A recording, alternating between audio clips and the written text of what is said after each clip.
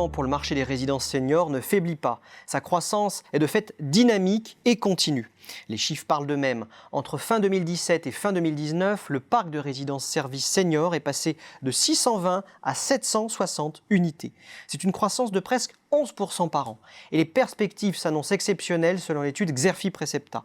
Il est vrai que le marché bénéficie de fondamentaux solides. Je pense en particulier au niveau de vie des seniors, à une forte attractivité de la résidence service senior en tant que produit d'investissement, ou encore à sa reconnaissance législative. Sans oublier que cette solution dédiée aux personnes âgées fragilisées est le seul concept intermédiaire entre le domicile et l'EHPAD à se développer. Et à partir de 2022, le marché profitera à plein de la croissance de la population cœur de cible, soit les 75-84 ans, qui seront entre 140 et 250 000 de plus chaque année jusqu'en 2031. Une véritable onde de choc démographique. Avec autant d'opportunités de croissance, est-il possible que le paysage concurrentiel évolue ?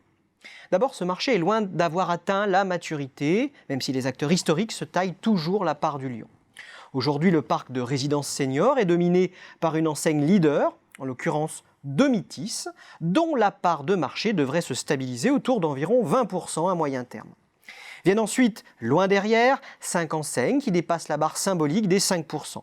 Il s'agit des Seigneuriales, des Girandières, des Villages d'Or, des Jardins d'Arcadie et des Hespérides.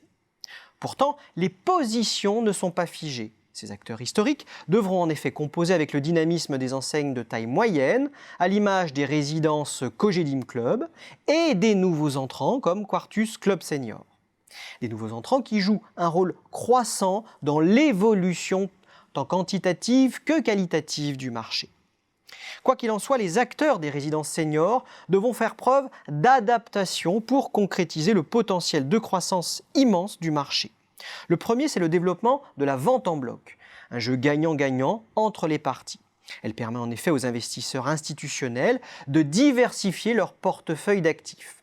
Pour les promoteurs et exploitants gestionnaires, c'est un bon moyen de limiter les frais de commercialisation, de sécuriser le flux d'investissement et de tisser des liens avec des partenaires puissants.